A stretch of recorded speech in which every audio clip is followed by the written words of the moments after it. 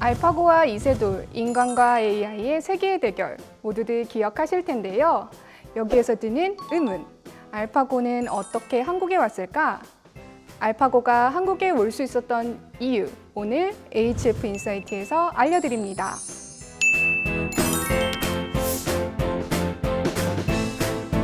안녕하세요. 한국주택금융공사 HF 인사이트의 문하영 과장. 안녕하세요. 김진석 팀장입니다.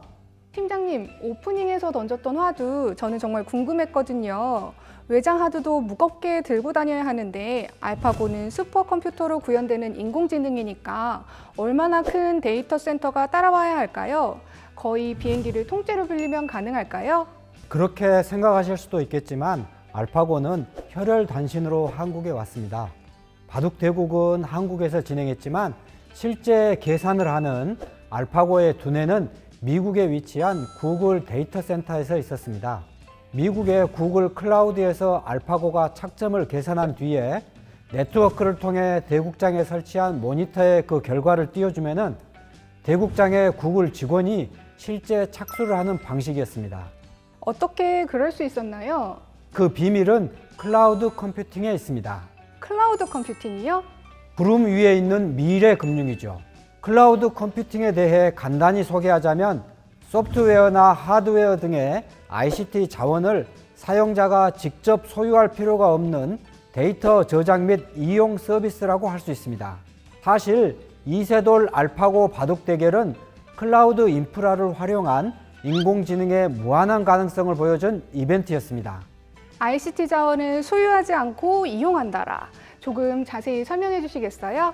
혹시 과장님, 블로그에 사진 올려본 경험 있으신가요? 네, 있죠. 글이나 사진도 저장하고 스티커도 붙이고요.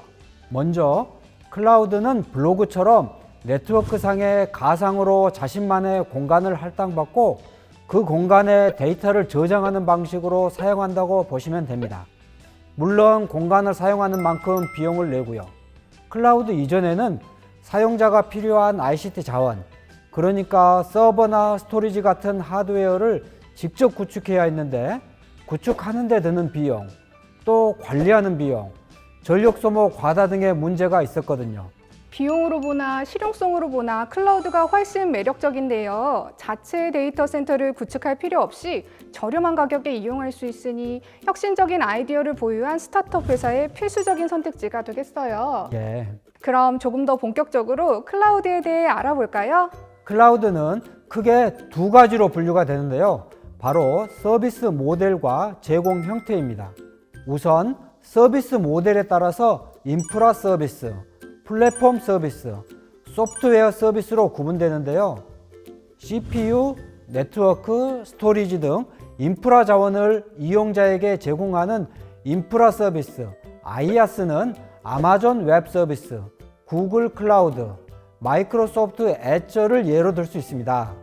또 소프트웨어를 개발할 수 있는 플랫폼, 즉 운영체계, 웹 서버 등을 제공하는 서비스를 플랫폼 서비스, 파스라고 하고요. 다음으로는 이용자가 원하는 소프트웨어까지 제공하는 소프트웨어 서비스가 있는데요. 구글 지메일, 마이크로소프트 오피스 365, 네이버의 클로바 등을 예로 들 수 있습니다. 예를 들면 집터를 제공하는지 집을 제공하는지 가구까지를 제공하는지로 클라우드 서비스 모델이 구분되는군요. 네, 서비스로 나뉘었으니 이번엔 제공 형태로도 분류를 해볼까요? 먼저 특정 기업이 기업 내부에 자체적으로 클라우드를 구축하여 내부자에게 제한적으로 제공하는 프라이빗 클라우드, 서비스 사업자가 구축한 ICT 자원을 개인과 기업 등 불특정 다수가 공동으로 사용하는 퍼블릭 클라우드. 기본적으로 퍼블릭 클라우드를 사용하나 공유를 원하지 않는 데이터 또는 서비스는 프라이빗 클라우드로 설정하는 하이브리드 클라우드 등으로 나뉩니다. 네, 그렇군요. 이렇게 복잡한 클라우드의 세계, 실제로는 어떻게 활용되고 있는지 궁금합니다. 이에 대해 보다 생동감 있는 설명을 위해 전문가 두 분 모셨습니다. 안녕하세요. 주택금융공사 김진식 대리입니다. 안녕하세요. 네이버 클라우드 윤규환입니다. 앞서서 클라우드의 개념에 대해 이야기해봤는데요. 저희 공사에서도 클라우드를 이용하고 있다고 들었어요. 이 부분 먼저 소개 부탁드립니다. 공사에서는 자체적으로 구축한 ICT 자원으로 프라이빗 클라우드를 운영하고 있습니다. 금융기관에서 클라우드를 사용한다는 건 어떤 의미가 있나요? 금융에서 가장 중요한 것은 데이터의 관리인데 이 데이터의 관리를 위한 인프라 구축 비용이 절감되는 게 금융기관에서 클라우드를 사용하는 가장 큰 이유입니다. 하지만 최근에는 효율적인 IT 서비스 제공을 통한 경쟁력 강화 수단으로 발전하고 있습니다. 경쟁력 강화의 수단이요? 최근 저희 주택금융공사에서는 차세대 전산 개발을 통해 클라우드 기반으로 안심주머니 앱, 인터넷 뱅킹을 운영하고 있습니다. 기존 운영하는 것 대비 신규로 서버 등을 구축하는 데 드는 시간과 비용을 한층 절감할 수 있었습니다. 공사에서는 클라우드를 이렇게 활용하고 있었군요. 대리님, 클라우드는 전 세계적인 흐름이라고 들었어요. 예, 맞습니다. 지금 전 세계가 클라우드 정책에 투자하고 있습니다. 미국은 2019년 연방 클라우드 컴퓨팅 전략을 발표하며 21년에 연방정부 예산 19억 달러를 투자했습니다. 영국은 2013년에 공공부문 클라우드 의무화 전략 수립 이후 민간부문 도입을 위해 세부 가이드라인을 마련하였습니다. 이제까지는 공사의 클라우드 활용 현황을 알아봤는데요. 이번엔 퍼블릭 클라우드의 대표 네이버 클라우드 윤규환님께 여쭤보겠습니다. 오래 기다리셨습니다. 아닙니다. 네이버 클라우드 기획팀의 윤규환입니다. 해외 동향을 앞서 체크해봤는데요. 국내 1위 클라우드 기업으로서 체감하는 국내 동향이 궁금합니다. 국내 클라우드 시장은 지금도 급성장하고 있는 영역 중에 하나로 네이버 클라우드는 국내 최고 수준의 클라우드 서비스를 제공하고 있습니다.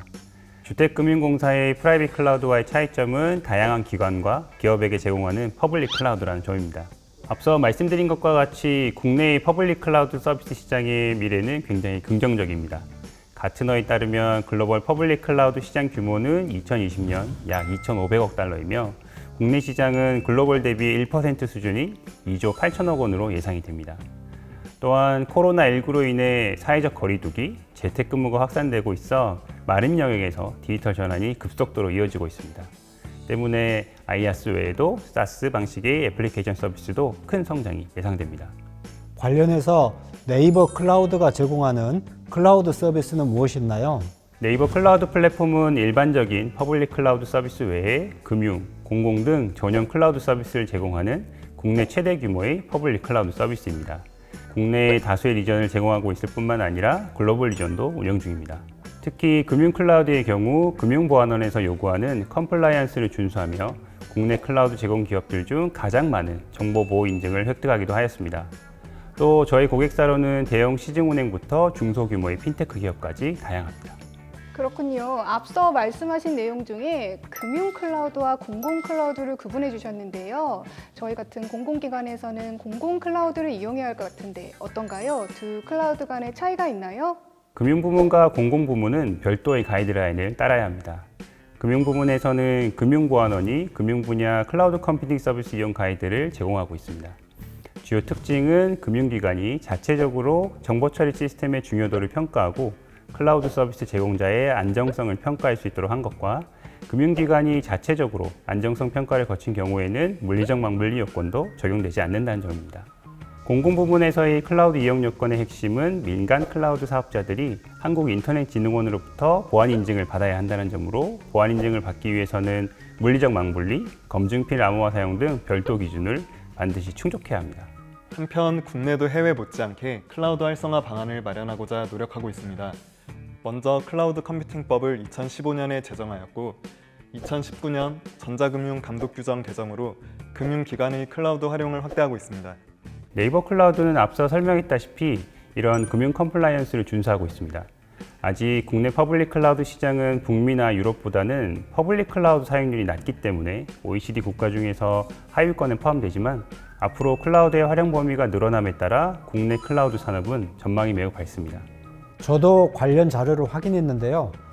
미디어와 전자상거래, 게임, 공공이 차례로 보여지는데요. ICT 관련 산업은 역시 높은 반면 금융, 제조, 유통 등은 저조한 것을 알 수 있습니다. 하지만 예산 증가율 그래프를 보시다시피 저조한 부분의 산업들도 발전 가능성이 무궁무진합니다. 예, 맞습니다. 보수적이었던 금융권에서도 규제가 완화되고 기술이 발전함에 따라서 클라우드 이용이 확대될 전망입니다. 특히 전자금융과 데이터 분석 등 업무에 클라우드만큼 제격인 것은 없다 생각합니다. 두 분의 이야기를 들으니 클라우드 전망은 굉장히 밝아 보입니다. 특히 코로나19가 촉발시킨 비대면 업무 트렌드가 클라우드 서비스를 가속화시킬 것 같네요. 최근에 금융업계에서 클라우드에 기대하는 것은 무엇이 있을까요? 최근 금융업계에서도 고유식별 정보나 개인 신용 정보를 처리하는 업무 등 중요도가 높은 업무를 클라우드로 전환하려는 움직임을 보이고 있습니다. 안전한 데이터 관리와 혁신적인 서비스가 기반이 되어야 하는 클라우드 서비스에 대한 기대는 이렇게 말씀드릴 수 있을 것 같은데요. 높은 수준의 보안 역량을 보유하고 있는 것과 효율적인 관리가 가능한 클라우드 아키텍처를 지원하는 점, 그리고 신기술을 빠르게 제공하는 능력을 갖고 있는 것으로 정리할 수 있겠습니다. 네이버 클라우드는 이러한 역량과 경험을 기반으로 금융감독원과 한국은행 등 공금융기관들을 대상으로 안정적인 클라우드 서비스를 제공하고 있기도 합니다. 향후에 네이버 클라우드 서비스의 전망은 어떤가요? 이미 금융산업 전반의 디지털 혁신이 일어나고 있습니다. 디지털 금융 플랫폼으로 성장하는 추세인데 안전하고 확실하게 안착하기 위해서는 고객의 데이터를 안전하게 보호하고 데이터를 통해 가치를 창출할 수 있는 분석, 그리고 AI 서비스 등의 제공이 필수적입니다. 네이버 클라우드는 혁신적인 AI 서비스를 지속적으로 출시할 예정인데요. 특히 금융권에서 자주 쓰는 용어 등을 집중적으로 학습한 AI 엔진을 기반으로 고객들은 더 스마트한 금융생활을 하실 수 있겠습니다. 또한 금융산업은 고객의 자산을 관리하는 것이 중요한 일인 만큼 규제에 대응하는 것이 과제이기 때문에 AML, FDS 등 레그테크에 대해서도 고민하고 있습니다. 금융기관이라면 크기에 상관없이 안심하고 맡길 수 있는 클라우드 서비스를 위해 노력할 예정입니다. 오늘 좋은 말씀 해주셔서 감사합니다. 지금까지 HF 인사이트 클라우드 편이었는데요. 어떠셨나요? 금융 분야 클라우드 산업의 현황과 전망, 그리고 네이버 클라우드의 금융 클라우드 서비스를 공유할 수 있는 좋은 자리였습니다. 저 역시 최근 금융 분야 클라우드 서비스 동향을 네이버 클라우드를 통해 들을 수 있는 의미 있는 시간이었습니다.